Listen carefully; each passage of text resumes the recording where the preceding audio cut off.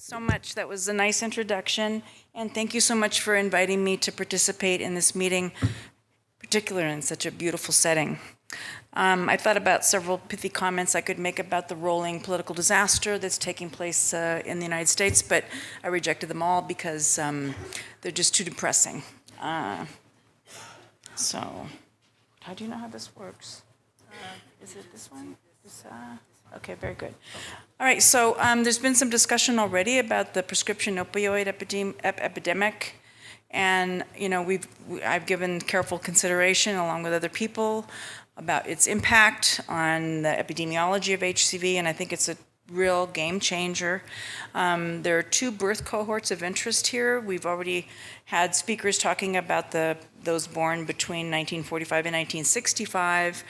But I believe that those born in the United States after 1985 and elsewhere, who have gone through their adolescence and young adulthood during the opioid crisis are another birth cohort that merits special attention. Now, when we talk about HCV prevention, and my talk is going to be exclusively about people who inject drugs, but when we talk about HCV prevention, we have to keep in mind that the prevention research has, of course, focused primarily on this 1945 to 65 birth cohort and on urban injectors who are under the age of 30. This is a map that was produced by the CDC. It's in press right now, and it shows the distribution of new cases of HCV infection. Those are the red dots on the map. There's 29,382 new cases of HCV reported in people aged 15 to 29, and the little black triangles are locations of syringe service programs. And one of the findings in this study is that only about 20% of those cases lived within 10 miles of a syringe service program. So you can see new cases are very much clustered in these rural areas. Now in New York City, we asked drug users who are coming to needle exchange, how did they get there? And almost all of them said that they walked. So it presents a tremendous challenge in responding to HCV in light of this opioid crisis. Now, if we were to map also medication-assisted drug treatment onto this same graph, they would probably be clustered right where the syringe service programs is. So it's a real problem in service provision. And I've done some preliminary work up in Vermont where the waiting list for buprenorphine or methadone is 1 year. It's 1 year. This is it's unbelievable when they're experiencing the same sort of, heightened, death rates, overdose rates, and there's just no real viable response at this point. So this is a forest plot that shows HCV incidence rates among young injectors, and I don't know if you're familiar with this type of graph, but I'll tell you that the overall estimate of the incidence rate in injectors under the age of 30, and this is studies from 2007, so relatively recent studies up until the present, is about 24 per 100 person years, which is a very high incidence rate. We've known for quite a long time, though, that the incidence rate is higher among young injectors. Certainly, I don't believe that this graph really adequately represents these new prescription opioid users, however, and I think that there's several features of this social networks of these rural injectors which are different from that and sort of favor rapid transmission of HCV in those population groups. So I'm going to talk mostly about syringe service programs, and I am going to talk about research methodology because I want to emphasize some research gaps and how we might think about addressing those.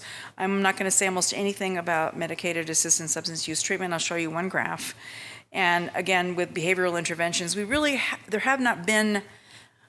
only been like a handful of behavioral interventions that have been aimed at looking at whether they can prevent the acquisition of HCV. So there's, again, not much to say about that at this point. So I'm going to take you back in time to my very first research study. I was so proud I got funded. But I was funded by AMFAR, and this was when the U.S. federal government had, they had a full prohibition on spending NIH money on to study syringe exchange programs. Imagine that. So this was in 1990 to 1992. The study started right after the Tacoma Syringe Exchange opened, and what we found was that non-participation, in other words, non-users of the Tacoma Syringe Exchange, had a 7-fold greater risk of HCV infection. We were terribly excited. That's a very large odds ratio, I thought all of those very large odds ratios had been discovered by the time that I graduated from school, but no, there was one. Now, following that, I took a job 30 miles north in Seattle, and so we attempted to replicate those same findings.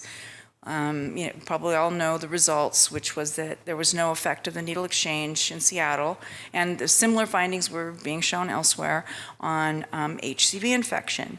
So I want to raise with you this idea of inception bias. And inception bias occurs, it's interesting, because it occurs when the timing of the enrollment of participants in a study does not coincide with the timing of an intervention.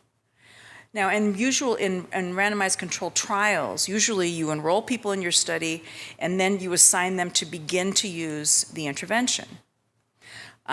We have no reason to believe that the effect of syringe service programs is constant over time in an individual or in a community. And this inception bias can bias the estimate of the effect of an intervention in either direction. When do syringe service programs have their greatest impact on HCV infection? Again, we don't really know. We don't really know what happens immediately after people begin to use a needle exchange program. I think that that's what we were observing in the Tacoma Syringe Exchange study, was the effect of, what's the effect on their risk of HCV when they first start to use a needle exchange program. And I can tell you from being standing on the sidewalk in Tacoma, Washington in the late 80s and observing the syringes that were returned to that program, all the numbers and the lettering was worn off. The syringes were very old. They had visible blood, dried blood. They were filthy. So it was a tremendous difference in terms of their access to sterile syringes. Nearly all the studies of syringe service programs in HCV have compared these prevalent syringe exchange users, people who've been in the programs for a very long time, to non-users of the needle exchange programs. And it's quite highly likely, I believe, that the longer that a syringe service program exists in a community, the more that users and non-users of the programs become similar in terms of access to clean material. So there's also this other huge problem, both in Vancouver and Seattle. We showed that syringe service programs attract and retain the highest risk people who inject drugs. And we both defined high risk in terms of frequency of injection and their history of unsafe injection practices.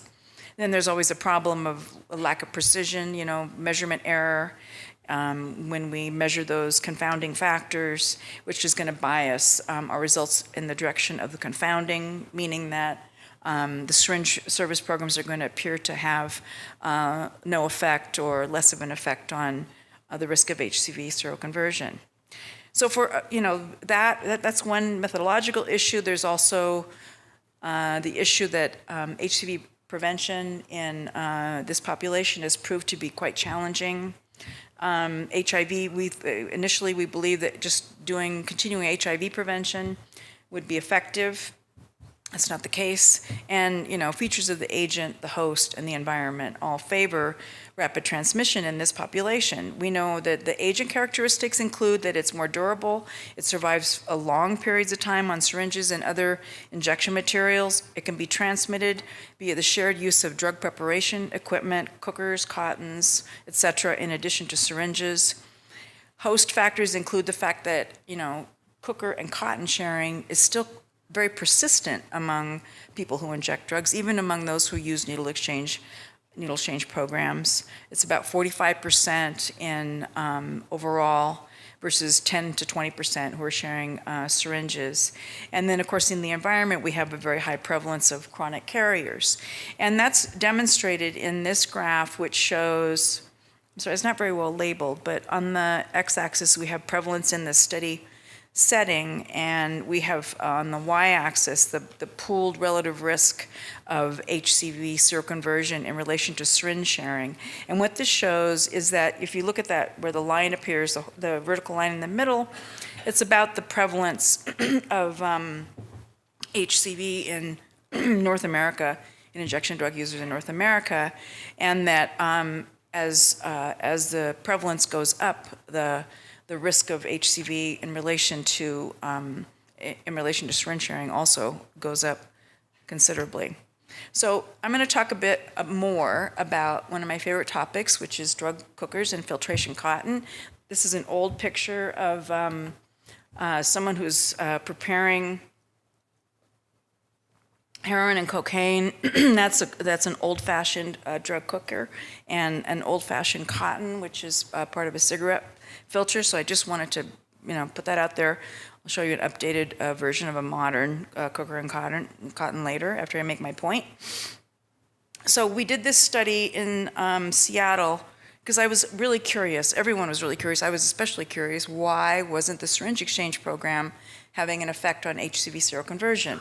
So by the time we did this study, which is around late 90s, what had happened was that needle exchange programs had really expanded in a lot of the urban areas across North America. And as a result, because needle exchange programs really emphasized syringe sharing, the prevalence of syringe sharing went down quite substantially. So now it's possible to look at a subset of our study cohort who did not report syringe sharing, and what we observed was that the risk of HCV seroconversion in relation to cooker and cotton sharing was about fourfold. So it was, again, quite a substantial risk. There's also evidence coming from the laboratory showing that it's stable in the environment, that it survives heating at high temperatures for up to 90 seconds versus HIB that's deactivated in about 7 to 10 seconds. And there's a lot of ethnographic evidence as well, where they've observed injection settings and watched people inject and shown that there's blood that's visible on other equipment during the process of preparing drugs for injection. There's also a really interesting study that looked at black tar, which looks like a Tootsie Roll. I don't know if you have Tootsie Rolls in Canada. I don't recommend them. They're really no good. But black tar it's like a solid sticky substance, and it has to be heated. But the heating times, even for black tar, were not sufficient to inactivate HCV. So this is a more current version on the right side of drug cookers and sterile cottons that are distributed at syringe exchange programs throughout the world. But there has been this claim that underreporting of stigmatized behavior, namely syringe sharing, has led to this false assignment of HCV seroconversion to equipment sharing. And the claim goes like this, that PWID underreports syringe sharing because it's stigmatized. And that secondly, they don't hesitate to report cooker and cotton sharing, in research studies. Therefore, some risk that's accorded to equipment sharing is really attributable to syringes, and it's just because we haven't properly measured syringe sharing. But as a rebuttal, many studies that have been conducted, and there's been about 21 studies with about 8,000 injection drug users enrolled in the studies that have looked at this association, and a lot of them have used computer-assisted interviewing methods, which reduce socially desirable reporting, and that the magnitude and the direction of the relative risk is the same as with interviewer-administered data collection. So I have yet to see any evidence to back up this claim that that you cannot attribute HCV seroconversion to equipment sharing. And this is another way to look at it. This is from a systematic review and meta-analysis that we did looking at various risk behaviors. We calculated, this is again from the 21 studies of about 8,000 injection drug users, where we calculated a pooled overall odds ratio or relative risk of HCV seroconversion in relation to each of these behaviors. And what you can see is that they're all very similar. It's about a twofold excess risk when you adjust or do stratification or whatever you might do to control for syringe sharing or other potential exposures. But I really want to have you focus on the right-hand column where we calculate the population attributable risk. And this is a favorite with epidemiologists because it measures the proportion of infections in the underlying population of people who inject drugs that's attributable to each of these different behaviors. And it's calculated using the estimate of the effect size, the relative risk of infection, associated with that behavior, and the prevalence of that behavior in the population. And as I told you before, because there's such a high proportion of injectors who share cookers and cottons, about 43%, 42 to 43% of all HCV infections can be attributed to cooker or cotton sharing. And the proportion that's attributable to syringe sharing is much lower at 25% because syringe sharing is much rarer than it was before. All right, so now this is the slide where I mention opiate substitution treatment. I joined in a Cochrane systematic review and meta-analysis of HCV prevention, and what was shown in this, and it's very, very consistent. Each of these little boxes, I wish I had a pointer, but maybe I do have a pointer. Oh, but yeah, you can't see there. Each of these little boxes is the individual estimates from all these different studies that were included in the systematic review and meta-analysis. You can see that the overall estimates of the effect of OST on the risk of HCV infection, they're very, very consistent. And the pooled estimate shows that it reduces incidence by about 50%. So, that's great. OST works. The problem, though, is that there's some selection bias going on there where not everyone, these are not randomized controlled trials. Not everyone is going to go into OST, but certainly for those who do enter into treatment, it can protect them from HCV infection. So now this is a little bit, this is where I kind of go out on a limb, but there was also calculated in this systematic review the association between high syringe service program coverage and HCV incidence. And that was defined, I have the definition down here at the bottom, but it was really defined in terms of how many syringes did you get for the most part. It was really in relation to whether you had, it was kind of in accordance with that WHO recommendation of, the number of syringes per PWID per year that's needed to, prevent HIV transmission. So pretty much consistently, these were reported in relation to syringes. In fact, there's nothing about cookers at all. And here again, the results of that systematic review and meta-analysis showed that if you combine OST plus high syringe service program coverage, then you can reduce the risk of HCV seroconversion by about 70%, which is very strong. But then we have to think how many PWID are actually, able to participate in both high NSP coverage and be in OST at the same time. I mean, that really is a narrow segment of the population that could benefit.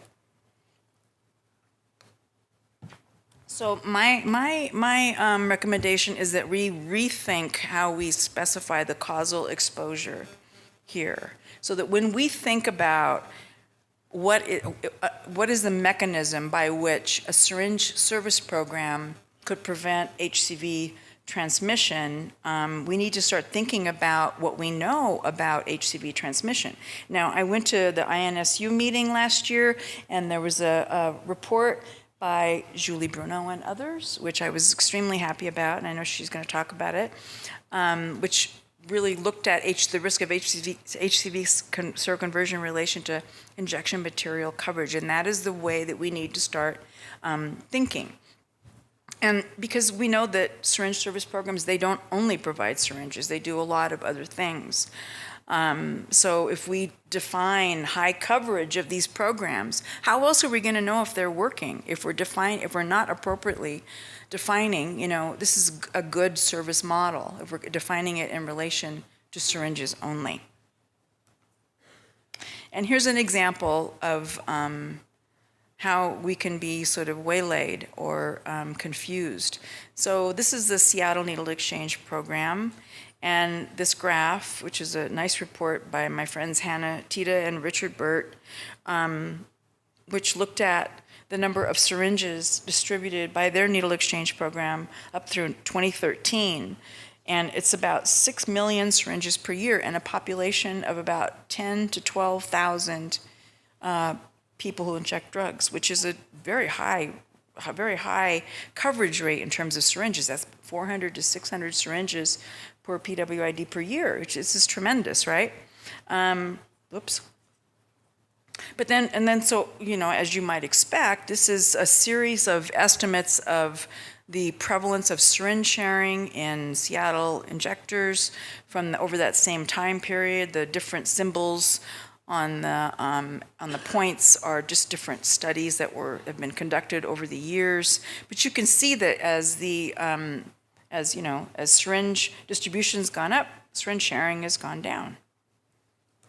But cooker and cotton sharing, it's come down a bit, but it's still about 50% that are reporting cooker and cotton sharing, all right? So they have this, ostensibly successful syringe exchange program.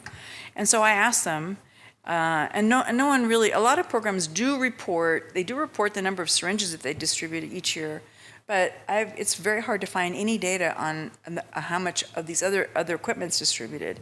And so I asked, and I learned that they distribute in Seattle about 120,000 cookers per year, which works out to be like 7 to 10 per PWID per year. Doesn't seem adequate, does it? So I'm making, how am I doing on time? Good? 3 minutes? 8 minutes. 8 minutes. Okay, I can slow down. All right, thank you. I'm glad I asked. So I want to assert that we need to study the effect of syringe service programs on HCV seroconversion in relation to all this other equipment, and include within that safe injection education. Let me make another comment on that, which is that because these programs have been controversial, and I think because they've been especially controversial and in the United States, and they've been very vulnerable to, being used for political purposes as a way to show that you're anti-drug and so on, that I believe it's stifled our reporting and sharing of results, and that I would like to, think about how in maybe small meetings like this, we close the doors and then we talk about, well, where are the programs failing? Where could they make improvements? Because we all have in our minds that we really want PWID to benefit from these programs. So I'm just in favor of more transparency of reporting of results, and really putting a critical eye on it so that we can make progress and improve the performance and the outcomes. So I also wanted to mention some work, an interesting study that was done by some colleagues in New York City, and they've done similar work in other locations around the world, where they enrolled, it was a qualitative study, and they enrolled people who inject drugs who'd been injecting, let me say that, it's too many words. They enrolled people who had been injecting drugs for at least 9 years who were HIV and HCV seronegative. And they asked them about the strategies that they had used to avoid infection. And included, they were categorized along these lines, as I've shown here. The first was the social interaction skills, that they talked about keeping it together, maintaining your appearance to minimize stigma, that this helps maintain relationships and just engenders, more support in the community, fewer negative consequences for them, and doing things to maintain social support, like if you borrow money, you pay it back. Just these are the skills that the participants in their study cited as things that they did. There were also they also talked a lot about minimizing, avoiding episodes of drug withdrawal. So they would make sure that the night before they would have like a wake-up dose, so they wouldn't wake up and have severe symptoms of withdrawal, and because that led to more risky injection, and also avoiding riskier networks of drug users. There were also skills that they reported to reduce their drug intake, like periodically going into detoxification programs just to bring down their tolerance, so that when they got out, they could maintain. It was easier to maintain their supplies. That, along with all the safe injection skills. I have just a couple things about reinfection, prevention of reinfection. There's been, I ran across this study by Asher et al., 2016, that said that they did a survey of clinicians at the 2015 AASLD meeting, and they found that 10% of them were willing to treat active PWID, and they cited reinfection and treatment costs as the main barriers. And so there's been, the Aspinall and Simmons were two systematic reviews of reinfection rates, and then there's been two subsequent studies. This is not an exhaustive review, but I just thought it was interesting to show that the overall rate of reinfection, in low risk PWID is about 2 per 100 per year. That when you define higher risk, those at higher risk of reinfection, those are typically those that resume injection after treatment. The rate of reinfection is a bit higher. This is, of course, these, if we put those in context and in relation to the rates of reinfection post SVR among HIV positive MSM, which are usually in excess of 10 per 100. It doesn't look too terribly bad, but clearly we need to figure out a way of preventing this phenomenon. So I was corrected in Mark Tyndall's study. He cited this paper by Nazrul Islam, and I quickly Googled it and found out, yes, there has been a systematic study of an intervention to prevent reinfection. And in that study, they showed that OST reduced the risk of reinfection by about 25%. But I want to raise the question, from a research agenda perspective of whether or not studying treatment and having a cohort of individuals who achieve SVR, if that doesn't sort of put us in a good position to do a randomized controlled trial of interventions to prevent reinfection, and that the comparison would be, is that how many seconds I have? Okay. Okay, all right, thanks. So then the comparison would be usual harm reduction. It wouldn't not be a no treatment group, but I think that we can start thinking about what enhanced harm reduction post SVR might include. OST on demand, these are just some possibilities. OST on demand, high injection material coverage as defined by Bruno et al., safe injection education. And I know that there's been some work in Australia and now in New York City looking at doing treatment and prevention within social networks of injection drug users. So we have a big research agenda ahead of us to try to improve outcomes in this population. And I look forward to it. I look forward to hearing all the wonderful results that comes out of Canada. So thank you for all your hard work in this area. Just want to thank my colleagues.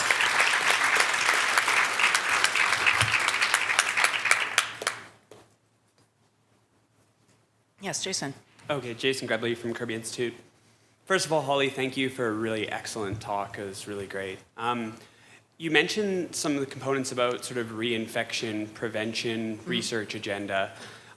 You noted sort of the low coverage of NSP and OST. Let's maybe focus on NSP sort of coverage in most of the places in the world, or at least in the US. Yeah. What are your thoughts around where you think future directions are in terms of implementation research around NSP sort of coverage and trying to enhance that? I know it's a really big question, but just curious if you have any thoughts. I mean, of course, I think one of the biggest barriers to implementing syringe service programs in new regions is NIMBY. It's not in my backyard. So, I turn to the advocacy community to work and laying the groundwork for that. Setting up a needle exchange program is not difficult. And, the North American Syringe Exchange Network, I don't know if they still do this, but they used to provide startup kits, for people to just get started, offering needle exchange. It's a low-tech intervention. It's a low-cost intervention. There are some best practices around syringe service programs, which are to make them, of course, very user-friendly. To offer as a lot of options and choices in terms of, the type of materials that people want and the hours and so on. Yeah, it's a simple problem. Yes. Yeah, thanks, Holly. The one observation we've had in British Columbia is a very rapid increase in the demand for needles. So in BC we have a central distribution, so we can count needles per year that are distributed to over 100 sites. And the last 2 years it's doubled every year. And I don't think the number of people using is doubling it. Well, we don't know, but there's some crazy phenomenon that our supplies and demands for harm reduction in communities that most have had needle exchanges going for 10 or 20 years. I think we have a relatively educated community. Most people know they're supposed to use clean needles every time, and I think this data we have is pretty good as far as sharing goes. So is there a similar phenomenon, or do you have any insight? Because I can't really say why we're giving out so many needles now. No, I haven't observed that at all. I mean, I try to keep up, but I haven't heard of anything like that. That's really interesting. Yes.